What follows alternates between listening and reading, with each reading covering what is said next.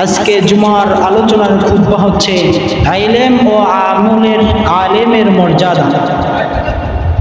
এই পৃথিবীর বুকে নবী রাসূল, সাহাবায়ে কেরাম, তাবিঈন, তাবে তাবিঈন, উলামায়ে মুতাকাদ্দিমিন, হাজী গাজী, এরা এই পৃথিবী থেকে বিদায় নিয়ে নিয়েছে।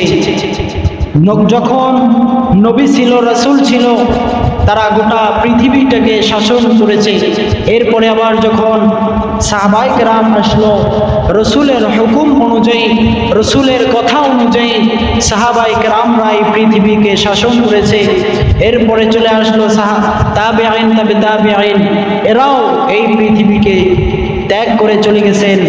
এখন আল্লাহ পাক রব্বুল আলামিন রসুল আরবি হুজুরে নূর সাল্লাল্লাহু আলাইহি ওয়াসাল্লামকে এই যে ইসলাম দিয়ে তাকে পৃথিবীতে পাঠাইছে, ইসলামের দাওয়াত, শেষ নবী, আখিরি নবী হযরত মুহাম্মদ রাসূলুল্লাহ সাল্লাল্লাহু আলাইহি ওয়াসাল্লাম গোটা পৃথিবীর বুকে তার জীবনকে উজাড় করে দিয়ে তিনি ইসলামকে শাসন করেছে, ইসলামের দাওয়াত দিয়েছে।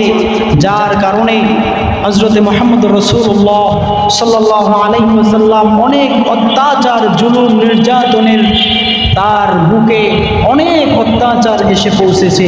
একমাত্র এই ইসলামটাকে সকল মুসলমান ঈমানদারদেরকে বুঝানোর জন্য নবী করিম সাল্লাল্লাহু আলাইহি ওয়াসাল্লাম বহু চেষ্টা করে গেছেন। এখন আমাদের বর্তমান যুগে, বর্তমান পৃথিবীতে নবী রাসূল নেই, সাহাবা নেই, তাবিঈন, তাবে তাবিঈন নেই। এখন আমরা কিভাবে ইসলামের পথে চলব, কিভাবে ইসলামে অটল থাকব, কিভাবে আল্লাহর হুকুম মানব, কিভাবে নবীর সুন্নতকে অনুসরণ করব, মানব, এটি নিয়ে আমরা অত্যন্ত চিন্তায়, অত্যন্ত পেরেশানি। এই জন্য আল্লাহ পাক রব্বুল আলামিন সর্বপ্রথমই এই আলেম অর্থাৎ যাদেরকে জ্ঞান দেওয়া হয়, ইলমের, কোরআন ও হাদিসের ইলম যাদেরকে দেওয়া হয়, সাধারণত আমরা যারা স্কুল কলেজে পড়াশোনা করি এরা দেখবেন কোরআন ও হাদিসের কিছুই পড়াশোনা করে না। অর্থাৎ এরা সাধারণ ইংরেজি, গণিত নিয়ে, বেশিরভাগ বিজ্ঞানী, তথ্য প্রযুক্তি আরো অন্যান্য বিষয়সমূহ নিয়ে পড়াশোনা করে থাকে। তাদেরকে আল্লাহ পাক রব্বুল আলামিন দ্বীনের জ্ঞান অর্থাৎ কোরআন ও হাদিসের জ্ঞান তাদেরকে দেওয়া হয় না। যারা ইসলামের ক্ষেত্রে মাদ্রাসায় পড়াশোনা করি, সেটা হোক আলিয়া, সেটা হোক কওমি, সেটা হোক দিনিয়া, যেই মাদ্রাসায় আমরা পড়াশোনা করি প্রত্যেকটা মাদ্রাসায় দেখবেন কোরআন ও হাদিসের আলোকে পড়াশোনা করানো হয়। আল্লাহ রাব্বুল আলামিন কোরআনের মধ্যে জানিয়ে দিলেন, ওয়া মান ইউতাল হিকমাতা ফাকাদ উতিয়া খায়রান কাসীরা। আল্লাহ রাব্বুল আলামিন জানিয়ে দিলেন, যাকে ইলমে দ্বীন দান করা হয়েছে অর্থাৎ কোরআন ও হাদিসের আলোকে কোরআন ও হাদিসের ইলমটা তার সিনায় এবং মাথায় ঢুকিয়ে দেওয়া হয়েছে, তাকে প্রচুর কল্যাণ দান করা হয়েছে। বলেন না সুবহানাল্লাহ। আল্লাহ রাব্বুল আলামিন কোরআনের মধ্যে বললেন, যাদেরকে ইলমে দ্বীন অর্থাৎ কোরআন এবং হাদিসের ইলম, এটার ভিতরে যে জ্ঞান রয়েছে, এই জ্ঞানটা যার সিনার ভিতরে প্রবেশ করানো হলো, যাকে দান করানো হলো, তিনি হচ্ছেন কল্যাণময়ী, তিনি হচ্ছেন অত্যন্ত স্নেহশীল, অত্যন্ত তার ভিতরে যে ইলমের দ্বীনটা প্রবেশ করিয়ে দিয়েছেন, দান করেছেন। এই জন্য আল্লাহ রাব্বুল আলামিন জানিয়ে দিলেন, উতু খায়রুন কাসীরা, অর্থাৎ আল্লাহ রাব্বুল আলামিন তাকে অত্যন্ত প্রচুর পরিমাণে কল্যাণ দান করেছে। বলেন না সুবহানাল্লাহ। এরপরে আবার যদি আমরা অন্য একটা আয়াতের দিকে লক্ষ্য করি তাহলে দেখতে পারবেন আল্লাহ রাব্বুল আলামিন জানিয়ে দিলেন, ওয়া ইয়ারফাউল্লাহুল্লাযীনা আমানু মিনকুম ওয়াল্লাযীনা উতুল ইলমা দারাজাত। আল্লাহ রাব্বুল আলামিন বললেন, যাদেরকে ইলমে দ্বীন দান করা হয় তাদেরকে আল্লাহ রাব্বুল আলামিন বহু মর্যাদার অধিকারী করেন। বলেন না আল্লাহু আকবার। যাদেরকে ইলমে দ্বীন দান করা হয় তাদেরকে অনেক অনেক মর্যাদা দান করা হয়। দেখেন, সাধারণত এটা আমরা সকলেই দেখতে পাই, যারা আমরা মাদ্রাসায় ইলমে দ্বীনের উদ্দেশ্যে, ইলমে দ্বীন খোঁজার উদ্দেশ্যে বের হই, তলবে আইলেম অর্থাৎ আইলেম অন্বেষণকারী এরা সাধারণত দুনিয়ার সমস্ত চিন্তা চেতনা, দুনিয়ার মায়া মহব্বত ত্যাগ করে তারা একমাত্র আল্লাহর দ্বীন অন্বেষণ করার জন্যই তারা খুঁজে বের হচ্ছে। যারা স্কুল কলেজে পড়াশোনা করে তাদেরকে কিন্তু তলবে আইলেম বলা হয় না। তাদেরকে তলবে আইলেম বলা হয় না। তলবে আইলেম বলা হয় কাদেরকে? যারা মাদ্রাসায় পড়াশোনা করে এদেরকেই তলবে আইলেম বলা হয়। অর্থাৎ তলব অন্বেষণ করা আইলেম, আইলেম তলব অর্থাৎ আইলেমকে যে অন্বেষণ করে। একটা সাধারণত আমরা যখন লেখাপড়া শেষ করার পরে আমরা চাকরির জন্য খোঁজাখুঁজি করি, এই যে এখান থেকে ওখানে যাই চাকরি খুঁজি, এভাবেই যারা আইলেম অন্বেষণ করে, আইলেমটাকে খোঁজাখুঁজি করে, এদেরকেই মূলত তলবে আইলেম বলা হয়। আর এই তলবে আইলেম যাদেরকে বলা হয় খাসভাবে মাদ্রাসার ছাত্রদেরকে তলবে আইলেম বলা হয়, অর্থাৎ আইলেম অন্বেষণকারী। সম্মানিত হাজরিন, আমি যেই বিষয়টা আপনাদেরকে বোঝাতে চাচ্ছি সেটি হলো আল্লাহ রাব্বুল আলামিন সাধারণ ছাত্রদেরকে উদ্দেশ্য করে কোনো কোরআনের আয়াত নাজিল করেন নাই। যারা ইলমে দ্বীন তালাশ করে, যারা কোরআন ও হাদিস নিয়ে পড়াশোনা করে, যারা কোরআন ও হাদিসের আলোকে খোঁজাখুঁজি করে, আল্লাহ রাব্বুল আলামিন এদেরকে উদ্দেশ্য করে কোরআনের ভিতরে আয়াত নাজিল করে দিলেন, ওয়া মাইয়ুতাল হিকমাতা ফাকাদ উতিয়া খায়রান কাসীরা। যারা কোরআন ও হাদিসের আলোকে ইলমে দ্বীন তালাশ করে আল্লাহ রাব্বুল আলামিন তাদেরকে অত্যন্ত কঠিন কল্যাণ দান করেন। বলেন না সুবহানাল্লাহ। দেখবেন সাধারণত যারা স্কুল কলেজে পড়াশোনা করে, ইউনিভার্সিটিতে পড়াশোনা করে, তারা সাধারণত চাকরি নিয়ে ব্যস্ত থাকে, দুনিয়া নিয়ে ব্যস্ত থাকে। কথা বলেন ঠিক কিনা? তারা একটু পড়াশোনা শেষ করে সরকারি চাকরি খোঁজাখুঁজি শুরু করে। এই সরকারি চাকরিটা একমাত্র এই দুনিয়ার উদ্দেশ্যে। এমনকি এখন বর্তমানে যারা সরকারি চাকরি খোঁজাখুঁজি করে, যারা সরকারি চাকরি নেওয়ার চেষ্টা করে, এদের গোটা জীবনটা হারাম হয়ে থেকে যায়। বলেন না নাউজুবিল্লাহ। এটা বাস্তব। যারা বর্তমান সময়ে চাকরি নিতে যায় অবশ্যই তাদেরকে ঘুষ দিয়ে এরপর চাকরিতে ঢুকতে হয়। কথা বলেন ঠিক? ঘুষ ছাড়া এমন কোনো চাকরি নাই যে চাকরির ভিতরে আপনি ঢুকতে পারবেন। অবশ্য এই ঘুষ দেওয়া নেওয়া সম্পর্কে ইনশাআল্লাহ সামনে কোনো জুমায় আলোচনা করব। তো যে ঘুষ দেবে এবং যে ঘুষ নিবে উভয় জাহান্নামী, উভয় সমপরিমাণ গুনাহের অধিকারী। আমি ঘুষ দিলাম, আপনি নিলেন, আমিও যে অপরাধ করেছি আপনি নিছেন, আপনিও সমপরিমাণ অপরাধ করেছেন। অতএব দুজনেই হারামের ভিতরে ঢুকে গেছেন। অতএব যারা আমরা সরকারি চাকরি নিতে চাই আমাদেরকে ঘুষ দিয়ে এরপরে ঢুকতে হয়। এর দ্বারা বোঝা যায় ঘুষ আমি দিলাম, হারামের ভিতরে আমি ঢুকে গেলাম। ওই চাকরি থেকে যত ছাপানা আমরা কামাই করব, যত টাকা আমরা কামাই করব, সমস্ত টাকাই হচ্ছে হারাম।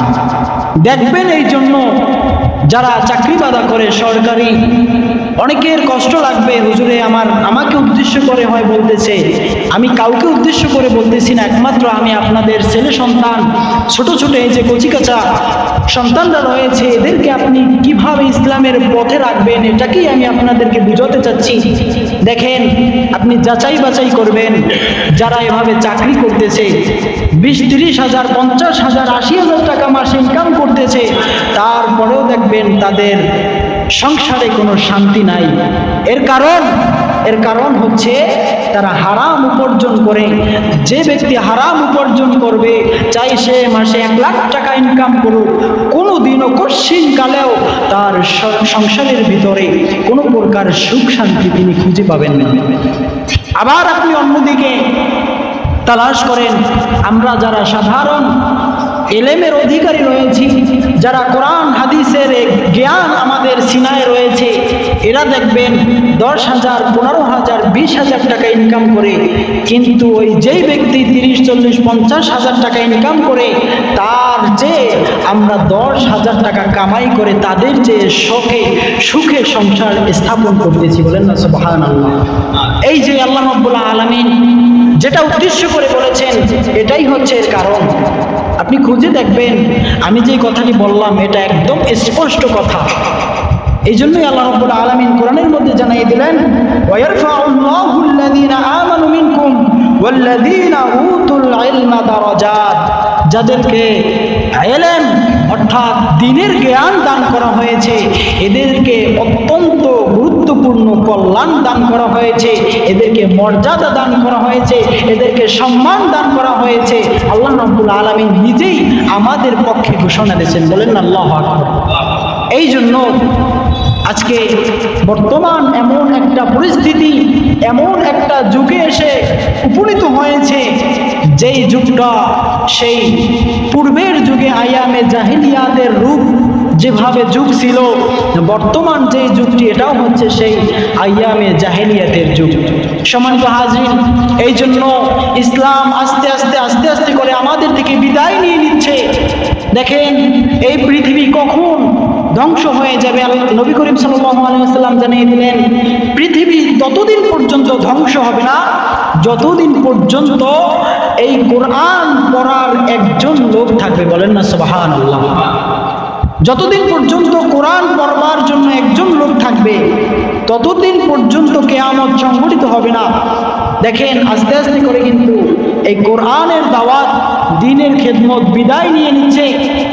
অনেক বড় বড় ওলি, অনেক বড় বড় মুর্শিদ, অনেক বড় বড় রাহবার আস্তে আস্তে করে বিদায় নিয়ে নিচ্ছে। আপনারা জানেন কিছুদিন পূর্বে আমাদের সারসিনা দরবার শরীফের যিনি হচ্ছেন বর্তমান সময়ের বাংলাদেশের একজন মহা মুরব্বী ছিল, তিনি কিছুদিন পূর্বে আমাদের মাঝ থেকে বিদায় নিয়ে নিয়েছে। গতকাল 18 জুলাই বৃহস্পতিবার তার জানাজার নামাজ হয় সারসিনা দরবারে। লক্ষ লক্ষ লক্ষ লক্ষ মানুষের সমাগম সেখানে হয়। এরপরে হুজুরকে গতকাল আসরের সময় দাফন করা হয়। আমি সারসিনায় বিগত 7 বছর পড়াশোনা করেছি। 7 বছরে 3টা করে প্রত্যেকটা বছরে মাহফিল হয়। সবচেয়ে বড় মাহফিল ফাল্গুনের। তো ফাল্গুনে যে মানুষ দেখেছি, গতকালকে এত পরিমাণ মানুষ হয়েছে, অর্থাৎ আপনার মাঠ প্লাস মসজিদ ভবন এমন কোনো স্থান নাই যেই জায়গাটায় মানুষ ছিল না। দেখা যায় মাহফিলে সাধারণত একটু বিছানা নিয়ে আমরা শুয়ে থাকি, অর্থাৎ এই মসজিদে দেখা যাবে যদি থাকা হয় সর্বোচ্চ এখানে 5 থেকে 10 জন মানুষ থাকতে পারবে, আর এখন আমরা এখানে 20-25 জন বসতে পারি। মাহফিলে দেখা যায় অনেক মানুষ হয়, তাও জায়গা বেশি নিয়ে বসে। আর কালকে তো কোনো বসা হয় নাই, সমস্ত মানুষগুলো রৌদ্রের ভিতরে দাঁড়ায় রয়েছে। অর্থাৎ মানুষ এত পরিমাণ মানুষ যা বলার বাহিরে। এখনো আমার শরীর ব্যথায় গোটা শরীর লড়াতে পারছি না। যারা গেছে এরাই দেখেছে। আমরা ছাত্র নিয়ে গেছি, ভয় পেয়ে গেছিলাম যে ছাত্ররা কি অবস্থায় কি থাকবে। এক পর্যায়ে ছাত্রদেরকে রুমের ভিতরে নিয়ে আটকে ধুয়ে দিছি, দেখি পারতেছি না, আমরাই ঠেলিয়া ভিতরে যাইতে পারতেছি না, এত চাপাচাপি। আর এই সারসিনা দরবার ইসলাম কিভাবে আসছে, ইসলামের ইতিহাস খুঁজবেন, দেখবেন এই সারসিনা দরবার ইসলামের ভিতরে অন্যতম একটি মার্কাজ। এই বাংলার জমিনে ইসলাম কিভাবে আসছে, সেই 360 শাহজালাল, শাহপরান, শাহ মাকদুম, খানজালি, ফতুল্লাহ, কারিমুল্লাহ, সাহাবেশদি, সিশদি, শাহ নিসার, শাহ সালে, এদের উদ্দেশ্যেই, এদের মাধ্যমে এই বাংলার জমিনে ইসলাম এসেছে। এরাই হচ্ছেন আমাদের রাহবার। এদের মাধ্যমে আজকে আমরা এই সুন্দর ইসলামকে পেয়েছি, এই সুন্দরভাবে ইসলামকে মানতে পারছি। সম্মানিত হাজরিন, এই জন্য ওলিয়া কেরামদের অনেক মর্যাদা রয়েছে। রাসূল করিম সাল্লাল্লাহু আলাইহি ওয়াসাল্লাম বলে গেছেন, ইন্নাল উলামা ওয়ারাসাতুল আম্বিয়া, নিশ্চয়ই নবীগণের ওয়ারিস হচ্ছে আউলিয়া কেরাম, নবীগণের ওয়ারিস হচ্ছে আলেমরা। বলেন আল্লাহু আকবার। নবী রাসূল বর্তমান পৃথিবীতে নাই, অতএব ইসলামটা কিভাবে চলবে, ইসলামের দাওয়াত কারা দিবে? এই জন্য নবীজি জানিয়ে দিলেন, ইন্নাল উলামা ওয়ারাসাতুল আম্বিয়া, নবীর ওয়ারিস হচ্ছে আউলিয়া ইকরাম, হক্কানি আলেমগণ, এরাই হচ্ছে নবীর ওয়ারিস, অর্থাৎ এরাই হচ্ছে নায়েবে নবী। যেমনি ভাবে দেখবেন যখন চেয়ারম্যান থাকে, চেয়ারম্যান যখন অনুপস্থিত থাকে, চেয়ারম্যান একজনকে দায়িত্ব দিয়ে যায়, চেয়ারম্যান যাকে দায়িত্ব দিয়ে যায়, যাকে দায়িত্ব দেয় তিনি যেভাবে আমাদেরকে হুকুম দেয় আমরা তার কথাকেই মানি, অর্থাৎ তাকেই আমরা চেয়ারম্যান হিসেবে বিবেচনা করি। ঠিক তদ্রূপ নবীজি বলে গেলেন, যখন আমি এই দুনিয়ায় থাকবো না তখন দেখবে এক একজনে এক এক রকমের তথ্য দিবে, এক একজনে এক এক রকমের মেসেজ দিবে, অতএব তোমরা ফিতনার ভিতরে পড়ে যাবে। কেউ বলবে এটা না, কেউ বলবে ওটা না, কেউ বলবে এভাবে, কেউ বলবে ওভাবে, অর্থাৎ তোমরা ফিতনার ভিতরে পড়ে যাবে। এই জন্য তোমাদেরকে আল্লাহ রাব্বুল আলামিন বিবেক দিয়ে দিয়েছেন, তোমরা নিজেদের বিবেক দ্বারা হক্কানি আলেম যাচাই বাছাই করে তোমরা তাদেরকে ধরে রাখবে। ইন্নাল উলামা ওয়ারাসাতুল আম্বিয়া, নবীজি নিজেই বলে দিলেন তোমরা হক্কানি আলেম, হক্কানি পীর, হক্কানি মুর্শিদদেরকে ধরো। বলেন না সুবহানাল্লাহ। এই জন্য ভাইরা আমার, নবী রাসূল নাই, এই জন্য ইসলামটাকে বাঁচিয়ে রাখার জন্য একজন মুর্শিদ, একজন আলেম, একজন মুরব্বী অবশ্যই ধরা প্রয়োজন, নইলে আপনি ফিতনায় পড়ে যাবেন। আজকে আমাদের যুগটা এমন একটা পর্যায়ে এসে পৌঁছেছে, আমরা এক একজন ইউটিউব মৌলবী, ইউটিউব থেকে আমরা কিছু মাসালা সার্চ দিই, যখনই একটা মাসালা আমরা সমস্যায় পড়ে যাই, ইউটিউব থেকে সুন্দর করে যায় সার্চ দিয়ে এরপরে একটা মাসালা দেখি। কিন্তু এটা হচ্ছে আপনার জন্য একটা দুর্ভোগ, কারণ এই ইউটিউবের ভিতরে আপনি ইচ্ছা করলে একটা মাসালা যেভাবে মন চায় আপনার মন ভরা মাসালাটি বলে আপনি আপলোড করে দিতে পারেন, কোনো ব্যাপার না। এই জন্য ইউটিউব থেকে শুনবেন, এর চেয়ে উত্তম কাজ হচ্ছে আপনার এলাকায় মহা মুফতি মাওলানা যারা থাকবে এদের কাছ থেকে আপনার মাসালাটি জানার চেষ্টা করবেন। এরপরে যদি এলাকায় না থাকে, আশেপাশে মাদ্রাসা রয়েছে, আপনারা মাদ্রাসা থেকে মুফতিদের কাছ থেকে মাসালাগুলো জানবেন। কিন্তু হুট করে আমরা যে ইউটিউবে সার্চ দিয়ে দেখি, এটা করবেন না, কারণ এক একজন আলেম এক একভাবে এক একটা ফিতনার ভিতরে উম্মতদেরকে ফালানোর চেষ্টা করবে। এটাই হচ্ছে শেষ জামানার আলামত, এটা নবীজি বলে গেছেন। এখন আবার আপনারা বলতে পারবেন যে হুজুর আলেমরা যেটা বলবো আমরা তো সেটাই মানবো না, আলেমরা ঠিকই বলবে। এই আলেমের ভিতরেই সমস্যা, এই হুজুরদের ভিতরেই বেশিরভাগ সমস্যা। এটাই হচ্ছে কিয়ামতের আলামত। এক পর্যায়ে সাধারণ মানুষরা থাকবে ভালো পর্যায়ে, আর আলেমরা চলে যাবে অনেক পিছনের কাতারে। যেমনিভাবে কিছুদিন পূর্বে আমাদের বাংলাদেশটা এমন এক পর্যায়ে চলে এসেছে যে আলেমদের ভিতরে এমন মতভেদ, এক একজন আলেমকে কেমন জানি দেখতেই পারে না, দেখলেই বোঝা তার শরীরের ভিতরে চুলকানি শুরু হয়ে যায়। আমাদের রাহবার সারসিনার পীর সাহেব কেবলা মারা গেছে। এই শোকে আসলে সারসিনা দরবারটা এমন একটা দরবার, আমি গুণগান গাচ্ছি না, সাধারণ আপনাদেরকে একটা বোঝানোর চেষ্টা করতেছি। এই দরবার কোনো রাজনীতি করে না এবং কোনো দল মত পথে তারা অগ্রসর হয় না। যেমনভাবে দেখা যায় আমরা এখানে একটা কাজ নির্ধারণ করতেছি, আমাদের একজন শত্রু হয়, একটা কাজ করতে গেলে অনেক শত্রু হয় না? ওই শত্রুর সাথে কিভাবে আমি তাল মিলিয়ে কাজ করব যাতে করে কাজটা ভালো মতো ওঠে, দুইজনের সাথে, অর্থাৎ মুনাফিকি যেটাকে বলা হয়, এর সাথে তাল মিলিয়ে এর কথা ওর কাছে বলি, ওর কথা এর কাছে বলি, দুইজনের কাছে বলে আমি ভালো থাকি। একটা তাল মিলিয়ে মুনাফিকি যে করি, অর্থাৎ দ্বিমত, তাদেরকে বোঝানোর চেষ্টা করি যে আমি সব জায়গায় থাকি, এটাই থাকি ওটাই থাকি, সব জায়গায় আমি থাকি। এভাবে যারা বলে সারসিনা দরবার, এটার ভিতরেও না দেখবেন অনেক আরো দরবার রয়েছে। কোন দরবার কি বলতেছে, কোন দল কি বলতেছে, কোন মত কি বলতেছে, সারসিনা দরবার সেটা এলাও করে না। সারসিনা দরবার একমাত্র সেই দরবার যেই দরবার নবী রাসূল বলে গিয়েছেন, যেভাবে নবী রাসূল চলতে বলেছেন, হুকুম করেছেন, আহকাম করেছেন, সেটাই একমাত্র দরবার। সারা বাংলাদেশে অনেক ওলামায়ে কেরাম রয়েছে, অন্যান্য দরবার রয়েছে, চরমোনাই বলেন, ফুলপুরা বলেন, জনপুর বলেন, এরপরে আট্রাসি বলেন, আর চন্দ্রপাড়া বলেন, যেই দরবারগুলোর কথাই আপনি বলেন, বাহাদুরপুর দরবার রয়েছে, হক যে দরবারগুলো, এইগুলোর দরবারের সাথে দেখবেন সারসিনার অন্যতম একটা কানেক্ট রয়েছে। ওলামায়ে কেরামরা কোনোদিন দ্বিমত পোষণ করে না। যদি ওলামায়ে কেরাম পীর মাশায়েখরা যদি দ্বিমত পোষণ করে, তাহলে সে কোনো মুর্শিদ হতে পারে না, সে কোনো পীর হতে পারে না। এটা আমাদের এই যে মরহুম পীর সাহেব কিবলা ইন্তেকাল করেছেন, তিনি বারবার প্রত্যেকটা তালিমে তিনি বলতেন যে পীর সেই পীর যেই পীর কোনো পীরের সাথে দ্বন্দ্ব রাখবে না, যেই পীর কোনো আলেমকে নিজের মনের ভিতরে অন্য রকমের দেখবে, নিজের চোখে অন্য রকমের দেখবে, সেই পীর কোনোদিন কোনো রকমের পীর হতে পারে না।